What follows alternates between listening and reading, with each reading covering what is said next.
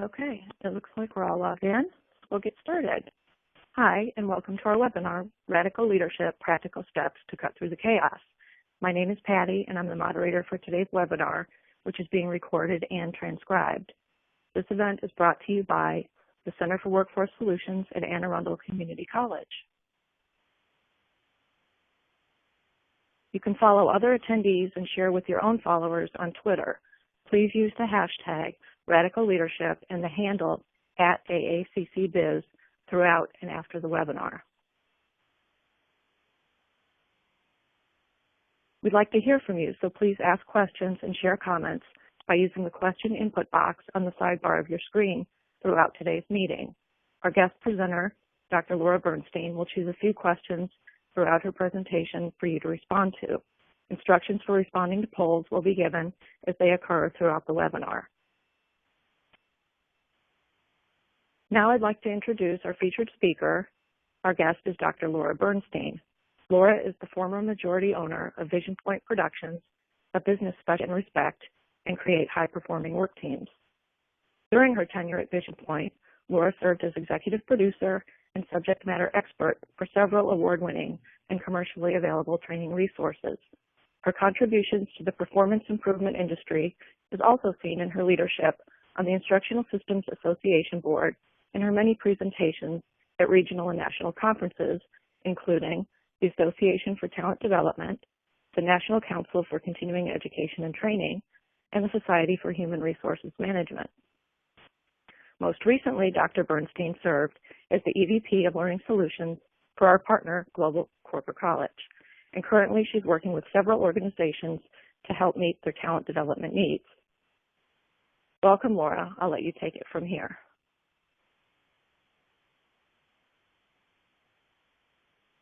Thank you, Patty. Hello, everyone.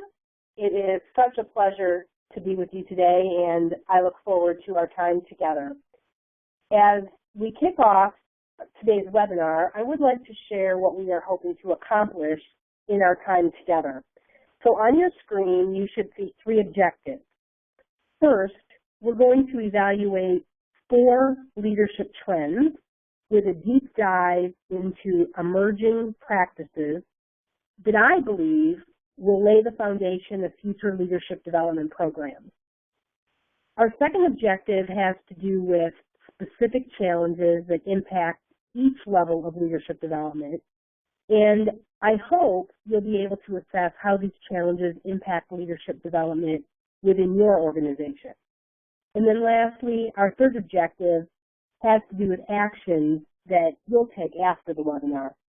Now, throughout our session, we will have a couple of checkpoints where you can begin to identify and commit to those actions that hopefully will immediately propel your organization forward. So as you participate today, I encourage you to reflect on the relevance of our discussion to your organization so that you can view this time that we're spending today as productive and meaningful. Okay, let's start by looking at some of the most common challenges cited by executive leaders today. Now, what we know from industry research, like the reports coming out from the Center for Creative Leadership and scholarly leadership journals, and of course from working with organizations from many industries, is that top leaders are reporting a variety of challenges that range from managing the expectations of new generations entering the workplace, to technology-related issues, to coping with regulations, and to feeling overwhelmed by the vast amount and complexity of information that leaders must consider when making day-to-day decisions. Now, listed here are just 5 of the most common challenges. And we know that there are more, but we chose these because we hear them a lot. So as you look at this list, reflect on your leaders in the trenches, not necessarily the highest executive leader.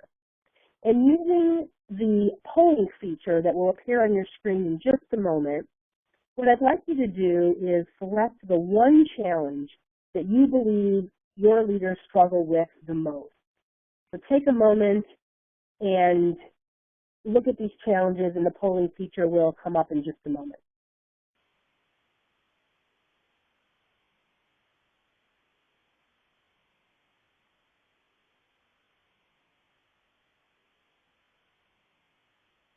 Okay, go ahead and use the polling feature.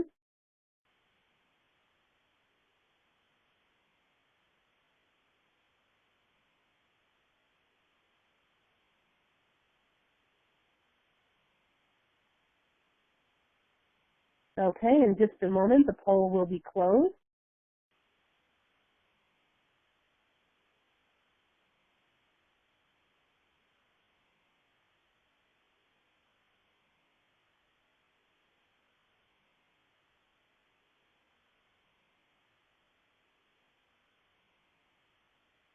Okay, what you should be seeing on your screen is the results. And it looks like we have a variety of challenges, but the majority has to do with coping with competing priorities and information overload, with some outdated misalignment of systems and processes. Now, Patty, if you could leave those results up there for just a moment, I'd like everyone to reflect on your own answer, as well as the group results, and then take a moment and think about the knowledge, the mindset, the skills gaps, things that exist in your organization that may be getting in the way of your leaders' ability or their capacity to effectively deal with these challenges. And then go ahead and submit one or two of your most pressing leadership development needs by using the chat box on the left-hand side of your screen. And then as comments come in, I'll be looking at them and we'll try to address just as many as we can as we continue. So let me pause for just a moment and allow you an opportunity to type in some comments.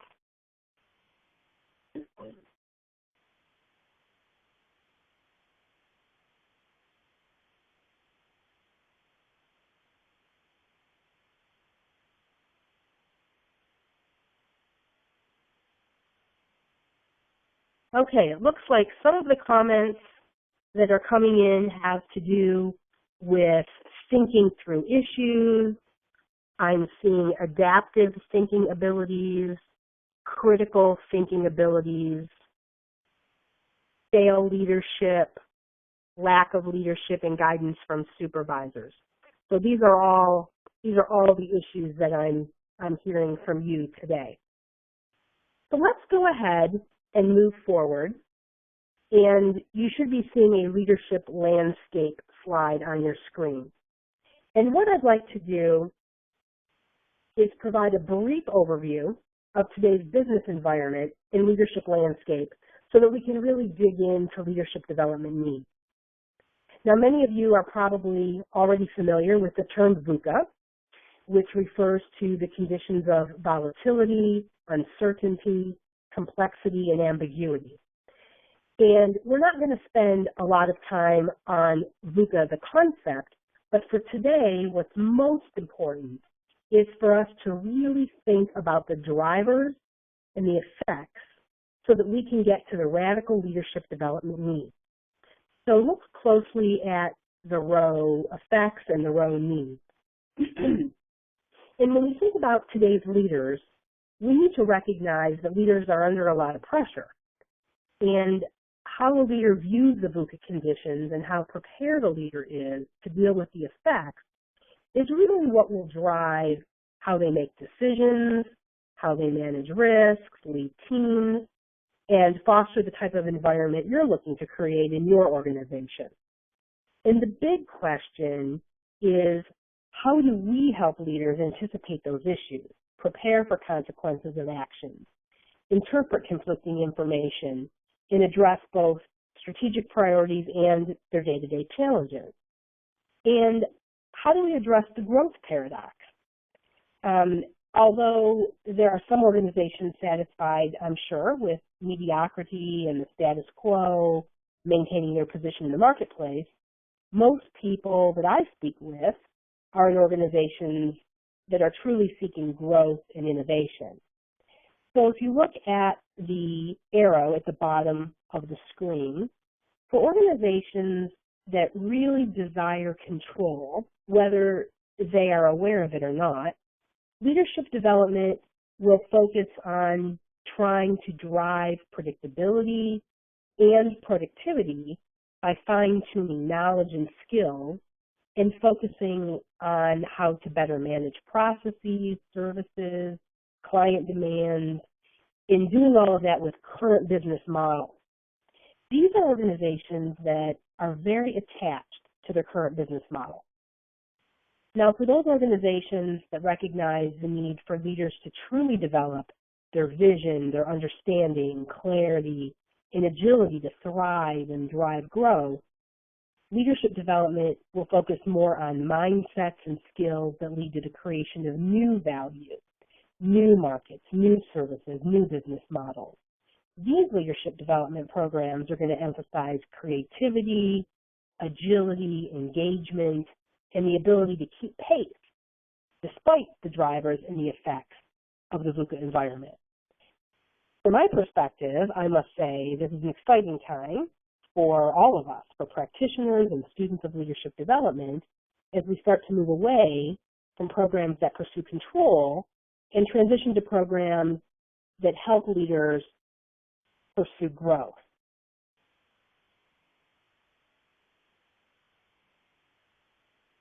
Although we won't have time today to dig into how to best create a leadership development program for each of your organizations, what we can do is talk about how to get unstuck from wherever you might be. And we can't really talk about leadership development, of course, without mentioning the concept of change.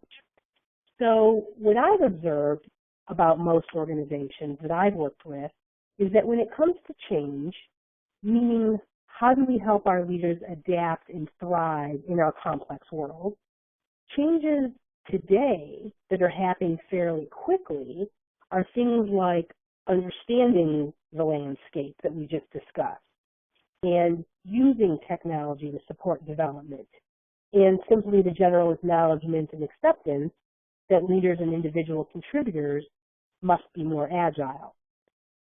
But on the other hand, where most organizations seem to get stuck is in moving beyond that general understanding, really coming up with truly functional coping strategies for those drivers and effects, really aligning and integrating their systems and technology, and helping leaders make decisions quickly and keep pace with the multitude of regulations, disruptive technologies, and other day-to-day demands.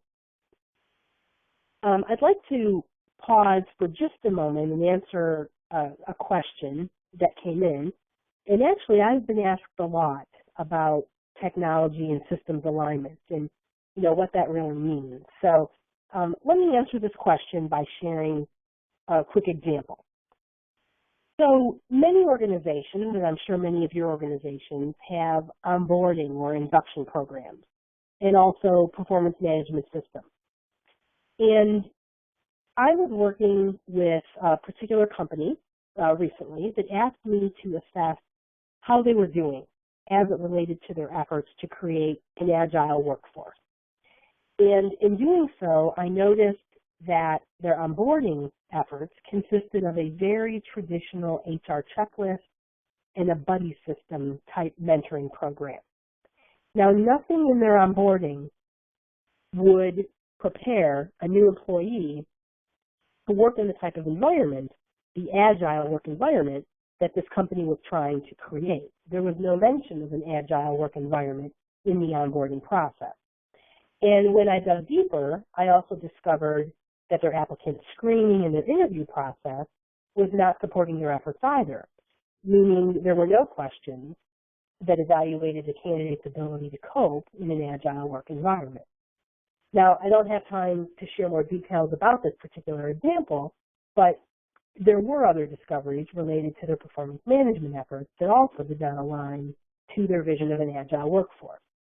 So they had the vision, but were not putting the necessary tools and systems in place to support that vision and to effectively execute.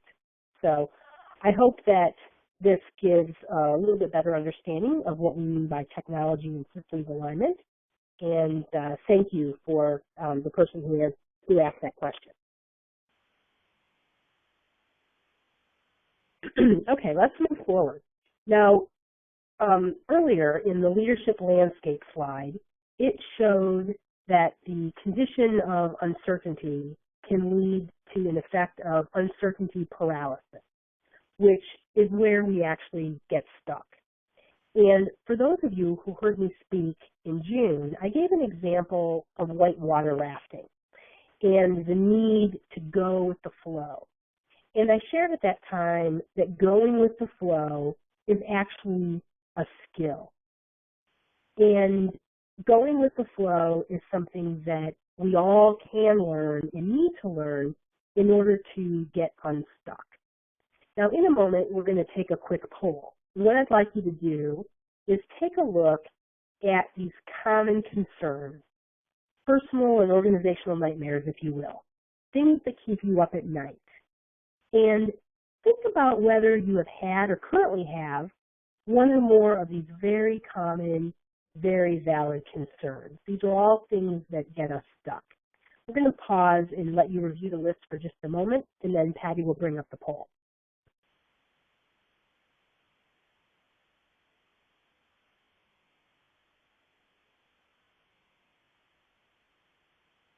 Okay, it looks like the poll is up. If everyone could complete that poll. We're looking for whether you have had one or more of these common concerns.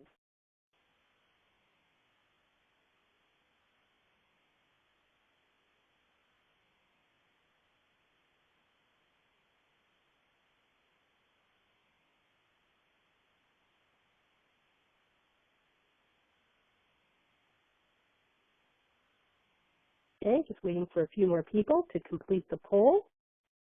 Think about the concern about your organization remaining relevant, whether you question your ability to keep pace with all the issues, digressing from core competencies, increasing competition, and your courage or your leader's courage to make risky decisions.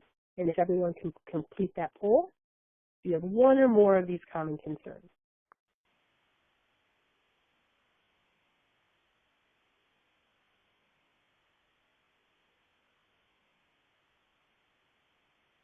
Okay, we're going to close the poll, and the results are actually surprising. Now, only about half of our attendees voted on this poll, and it looks like fewer people actually have had these concerns.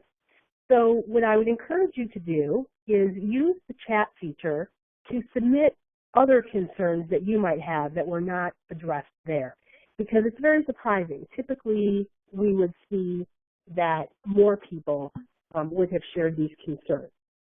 So as we move forward, keep in mind these types of concerns or others that you may have are exactly what leads to uncertainty paralysis in the status quo. And it would be unrealistic for me to ask you not to have any concerns. However, what's most critical is what we're doing for ourselves and what we're doing for our leaders to develop their ability to go with that flow, to be agile, and to truly understand how to execute when issues still exist.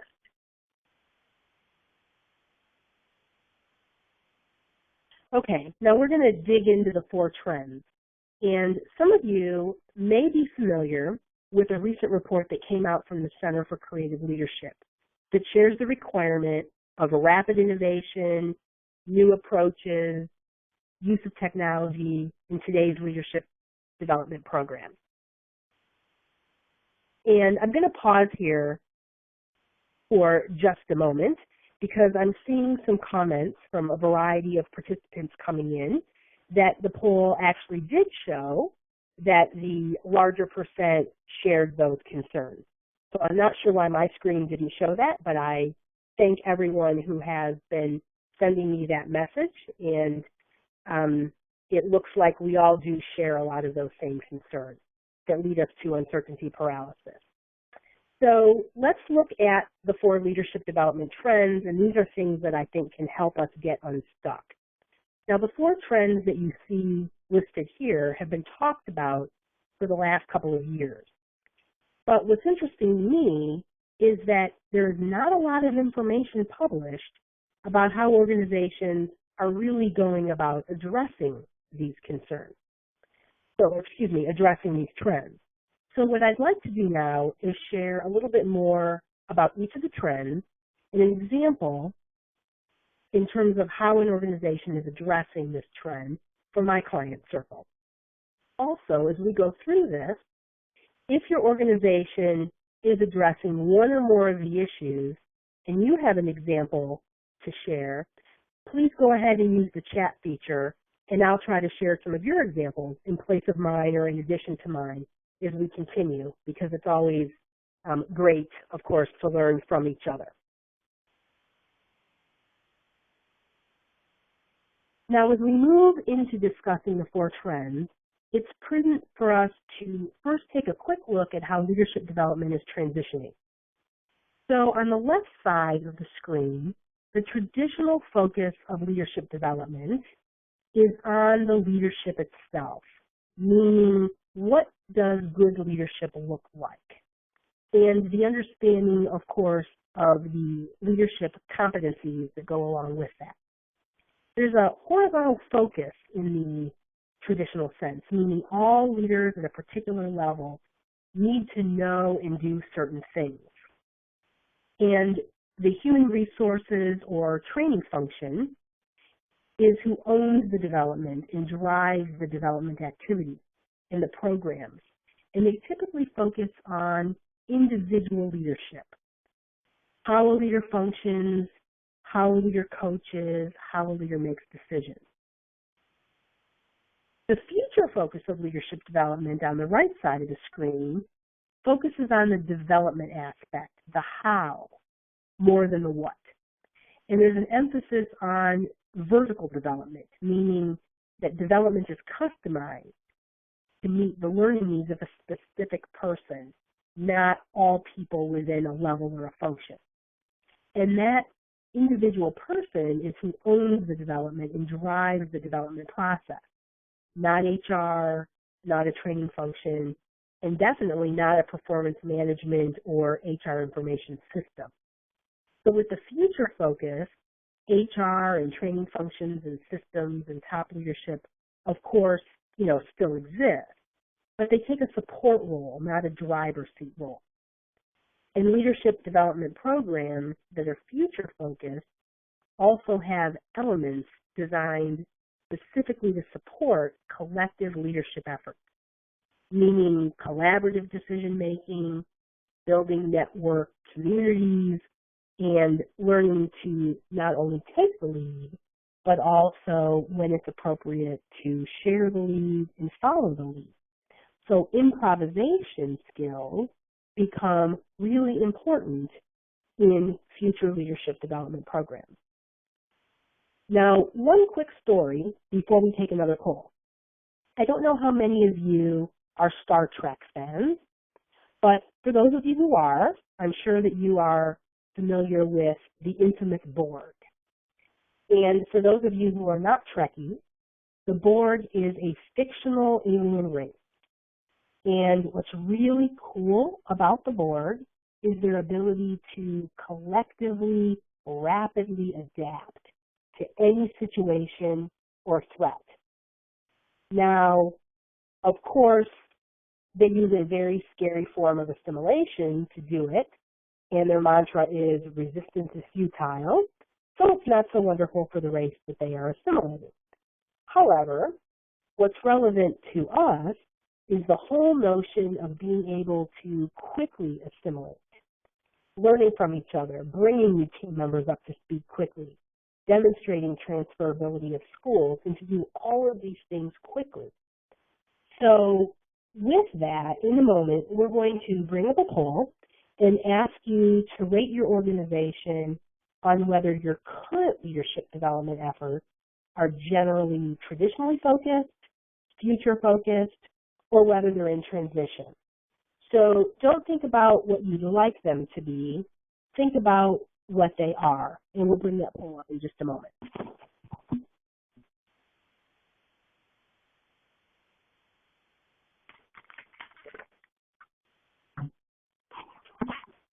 Okay, the poll is up and everyone should be able to submit their vote.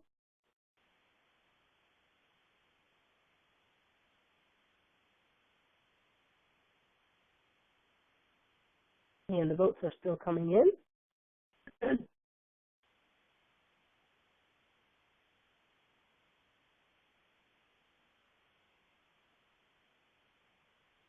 Okay, we're going to go ahead and stop the poll, and you should see the results on your screen. And it looks like we have a small percent that is future focused and a large percent that is in transition and some that are traditionally focused. So a mix there, and this is not surprising. I think that these results mirror what I'm seeing in other venues and other organizations as well. So we're going to go ahead and move to start talking about each of the trends. Now, the first trend is vertical development. And this trend really demands that leadership development programs address the various stages of a person's learning condition. And the programs that we initiate must allow people to move from one stage of development to another. They move from awareness to analysis to experimentation to then adopting whatever the new mindset, behavior, or skill is. And we need to decrease the emphasis on horizontal competencies, as horizontal competencies assume very well-defined problems that can be fixed with very specific techniques. And really, a horizontal competency does not work for dilemmas with no clear answers. Now, training, coaching, other forms of development all need to allow an individual to expand their thinking and expand their capacity to learn.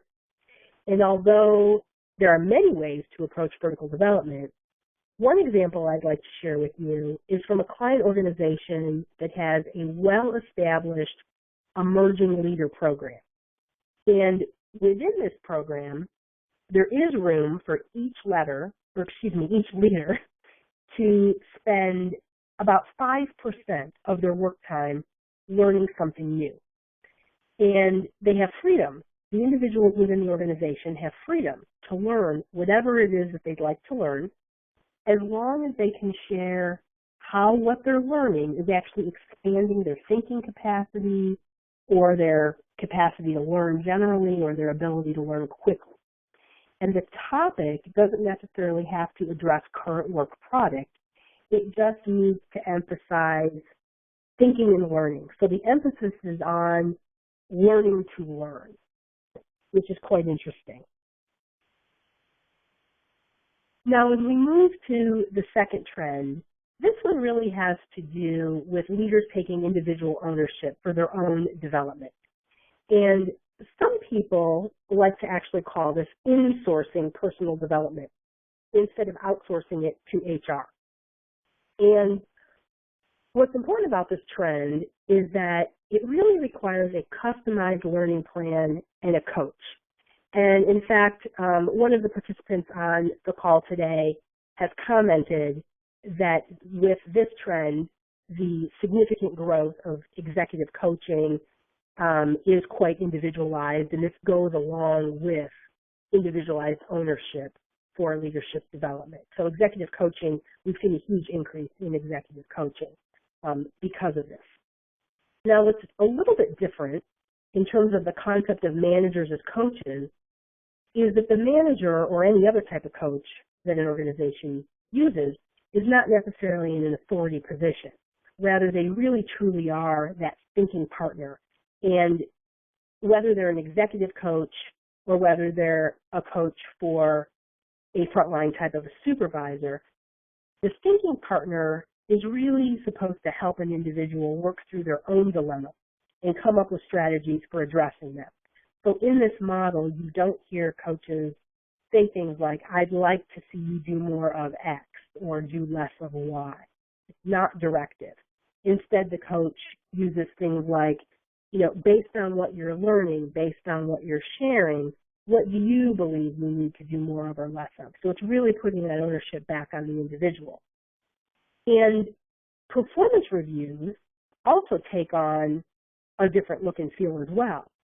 They become more development reviews, and they emphasize learning and growth. They don't emphasize results. Now, that doesn't mean results aren't part of the review, but the emphasis is on development, moving away from the emphasis being on results. And what some people might find surprising is how this trend also requires us to really question the value of, or at minimum, the definition of, high potential leader programs. Because in this new model, development is for everyone, not just managers and leaders. And then as we look at the last bullet related to risk-taking is highly encouraged and built into the development review. And what this implies is the focus is on the type of risk and how the individual responds and learns, not necessarily on what the result is. So for example, a big risk that may have no result could be a much better learning experience than a low-risk effort that had high results. So again, the emphasis is on development, the how, not necessarily the what. Now, it looks like we have a question that has come in related to corporate universities and their role within this new model. So for those of you who may not be familiar with corporate universities, these were created, I believe, in the early 80s. And, they could range from anything from like open enrollment in training programs to accredited degree programs. And they also could have specific learning paths for certain functions. And they're typically highly branded to whatever corporation.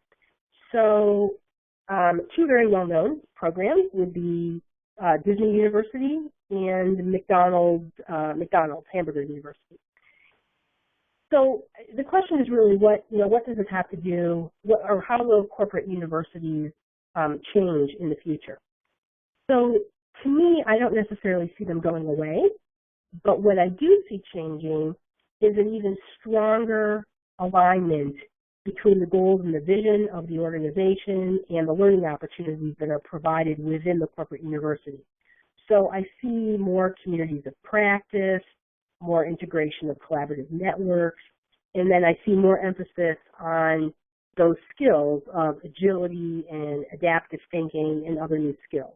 So that's how I would answer that question for now. Okay, I think it's time to do a quick check-in on our progress.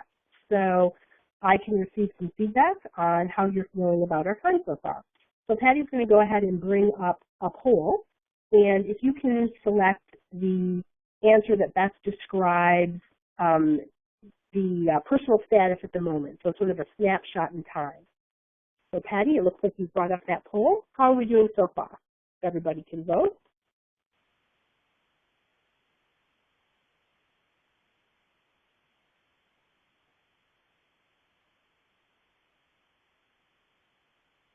Take just a moment and let everyone finish.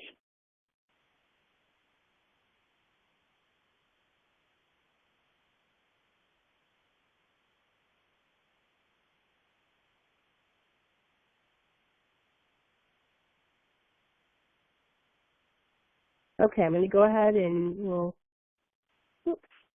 I think I accidentally closed the poll and took the results off the screen, but it did look like we have several people who are beginning to have ideas that they can incorporate or follow up on, and we have several with at least one idea, but we still have a few with nothing yet.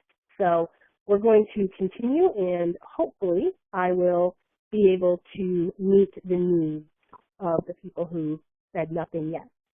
As we move to trend 3, we're looking at collective leadership capacity.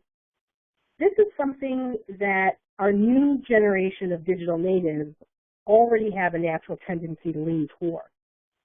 So collective leadership really implies a dependence, a productive dependence on social networking to connect and influence others, and it really requires us as leaders to be very strategic and intentional about building our networks.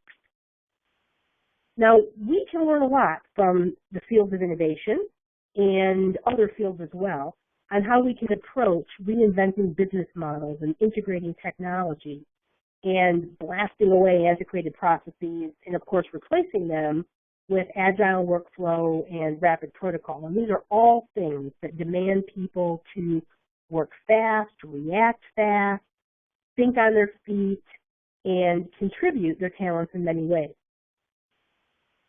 So related to widely distributed processes, the graph that you see here reflects how processes, information, communication, decision-making, all of these things should be widely distributed rather than a top-down emphasis or an executive or top leadership directing workflow. And in the model of collective leadership, we see a significant decrease in centralized control, and then, of course, a significant increase in everyone coming together to learn and increase their personal capability and their capacity. So we see an open flow of information, we see more transparency, and again, we see that distributed decision making. What I don't think is new is our understanding that this is necessary and important. What I do think is new is organizations actually figuring out how to execute on this. So an example that I would like to share is about an organization using the innovative technique called synectics. It's an innovation technique. And for those of you who are not familiar with synectics, and I'm sure some of you are Googling it right now as we speak, synectics comes from the Greek, and it has to do with either combining or looking at different and seemingly irrelevant elements or mutually exclusive elements. And the client that I worked with was looking to create a promotional campaign for a product that had actually been launched but wasn't performing as well as expected. And one of the synectics exercises is actually to anthropomorphize, sorry, I can't say that word, an object, or in this case, the actual product. And to speak about that object as if the product is speaking itself. So through the exercise, the group would say things using the word I. I want the market to know such and such about me. And the group shared what the product would want the public to know, and it spoke as if the product was speaking itself. And they were able to create a list that a traditional brainstorming session would never have been able to reveal. Now, there's, of course, a lot more to the story, but the idea that I really want to get across is to share that there's a lot that we as leaders and practitioners of leadership development can learn from other fields. And in this case, the field of creativity and innovation. Very, very important to us in leadership development in this particular trend. Now, this is a good bridge into trend number 4, where we look at innovative leadership development methods and how an organization can completely rethink how they approach leadership development. This trend, while it stands alone, really does rely on how the other trends are viewed and addressed. So the very first step is to start fresh. And many of us are afraid of completely doing away with programs that we believe or we have convinced ourselves are still working. However, starting fresh really requires us to start with that end in mind. So if we believe something is working, yet we don't have the environment that we want, then we really need to look at what what we mean by working and whether or not it really still is working. So for instance, going back to an example I used earlier, just because we have an efficient onboarding process doesn't mean that it's hitting the mark for the culture we want. In our heads, we may be thinking onboarding is working. Paperwork is complete, complaints are minimal, retention is high, and these things might be extremely important. However, if those three things are not the most important metric, then we need to reevaluate. Retention being high is only fabulous if we are retaining the type of employees that we want to retain. So starting completely fresh and using what we call a rapid development protocol to help develop a new approach is very important because we don't have time. We don't have 18 to 24 months to create something brand new. We need to do it extremely quickly. And a key, very important point related to innovation and leadership development methodology is a significant increase in our expectations around learning. Learning at every level, learning every day. We absolutely must expect people within our organization to be learning leaders and to be learning all the time. And as we talked about with the second trend, individual ownership, investing in developing and honing and executing a thinking coach process is essential. So I'd like to actually share an example about that. It has to do with a management essentials program at a Fortune 500 consumer products manufacturing company. So back in the late 80s, this particular company had developed a comprehensive program that was based on essential knowledge, skills, attitudes, behaviors, the old KSAB, for various levels of management. And what's interesting is that until very recently, this program has been running like a well-oiled machine. And what's exciting today is that a group of business leaders and HR partners collaboratively got together, started with a blank piece of paper, and then they determined what they really wanted was to completely rethink their approach to developing managers. And instead of trying to create everything from scratch, they decided to invest in creating a thinking coach process and the tools to help develop the thinking coaches. And the program was rolled out a few months ago, and although the jury is still out on its success, they definitely feel strongly that this is their first step in changing the way that they approach leadership development. So as we talk through the four trends, and moving forward, the most important thing to figure out is which trend or trends would most positively impact your organization. And regardless of what you choose to work on, the common ground is that everyone needs to cut through the chaos. And there's really four things that help us cut through the chaos and break through that uncertainty paralysis. So the first one really has to do with creating an organization of people who are highly reflective and self-aware, highly motivated to be reflective and self-aware. The second one has to do with expecting, and then of course therefore developing, people who can function with ambiguity, who can adapt and respond to situations quickly with agility.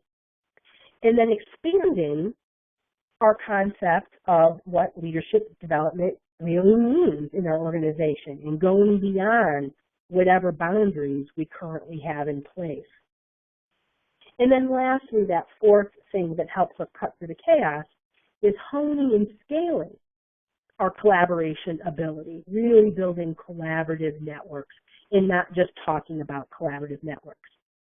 So I'm going to pause here and allow everyone to reflect on what it really takes to cut through the chaos and how can we help our leaders improve their ability to navigate turbulent times, take risks, remove barriers, build momentum. And if anyone has an example of how you've developed the ability to cut through the chaos, either one of these four things or something else, please go ahead and use the chat feature and share your examples, and then I'll select a few to share with everyone. So I'm going to go ahead and pause there, giving everyone an opportunity to type in their comments.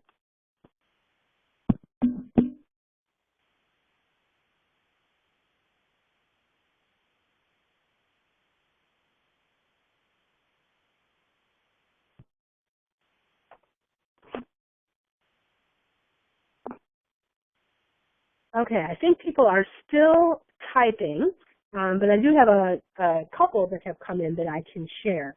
And it looks like a couple people have mentioned the use of assessments and reflective tools that allow people to get feedback, either on their personality or how they responded to change or how they make decisions.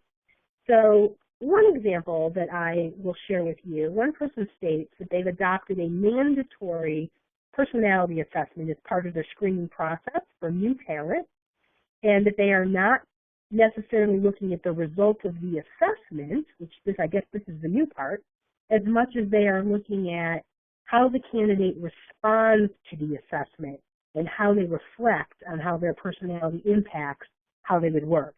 So that's a great example. Thank you for sharing that. Another example that came in is working with fellow managers to come up with new ideas and solutions. So not doing all the thinking yourself. Looks like another example is self-awareness being initiated often with a behavioral profiling exercise. And one last example that I'll share, looks like the concept of engagement has come up a couple of times, and then how that applies to becoming more adaptable and more agile, and looking at changing the performance review process to make sure that agility is included in that. So these are great examples. Thank you, everyone, for sharing them. Now, as we put everything together in terms of what we've been talking about, it's important to look at a way to propel your organization forward and cut through that chaos, so that we're not just thinking about it, but we're actually doing something. And this chart represents an easy tool that can be used to at least start that conversation. And I encourage each of you within your organizations to look at the first, know what the challenges are, and know what the development milestones are for addressing these, and how will your company actually support them in their development efforts. The second column, it's really the same with barriers. Each organization is different. Some organizations have antiquated systems. Some have new technology. It really doesn't matter. What matters is that every organization has barriers, and they really need to be identified before strategies for addressing these can be determined.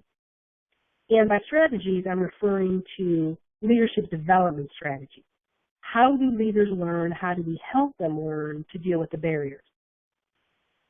The third column, in terms of risk, analyzing the cost to change a leadership development program versus the cost of not changing it, really needs to be recognized. And this is probably the hardest piece, because most organizations, especially those with significant infrastructure and investment in current programs, find it difficult to see the cost benefit of changing.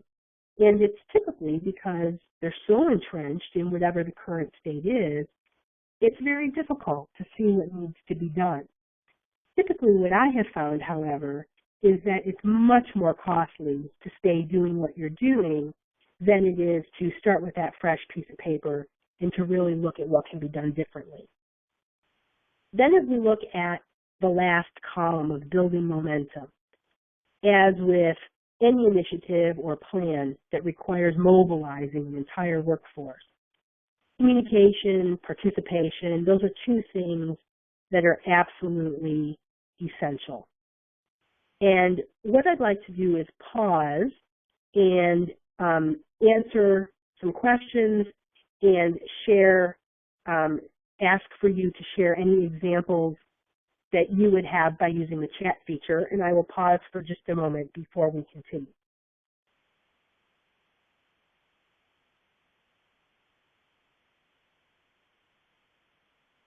So one comment that I would like to share that I think is very important, so thank you for sharing this, is that when we look at investment, we often look at the cost, and we resist that cost-benefit analysis because we're only looking at the dollars, the investment that it takes to build something new.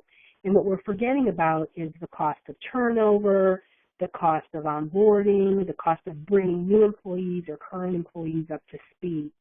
So again, it's not just how much money will it take us to invest in the new program, but what are all the other costs involved in not doing that? So thank you for sharing that example. Okay, well, as we come to a close, I want to go back and revisit the objectives that we had at the beginning of the webinar. So these were our 3 objectives, and it's time to give us a little feedback on how we've done. So we're going to have 2 polls. The first one has to do with the 4 leadership development trends. And what I'm going to ask is whether, how do we do on that in terms of whether we covered it and you understand those trends, whether we somewhat covered it and you somewhat understand, or whether we really just didn't get to it at all. So Patty, if you can bring up that first poll, I'd appreciate it. And if everyone can submit their vote.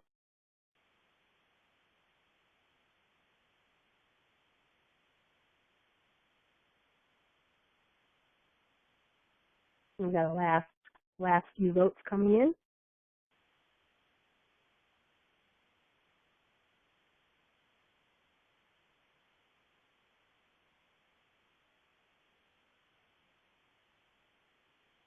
Okay, we're going to go ahead and close the poll, and it looks like we did a pretty good job on the 4 trends. So for that first objective, it looks like we have 87% of us feel pretty good about those 4 trends, and it looks like we didn't have anybody say that they didn't understand. So I feel great about that. So we're going to go ahead and close the poll on that one. And then if you could also give us some feedback on looking at those specific challenges and how they impact leadership development in terms of whether we've covered that or whether we didn't cover that enough. Patty, if you can bring up the poll for our second objective, that would be great. And if everybody could submit their poll.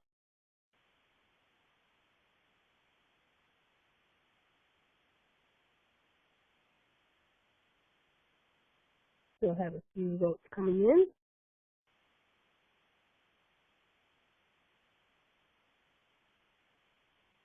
All right, I think everybody has finished voting. We're going to close the poll and look at the results.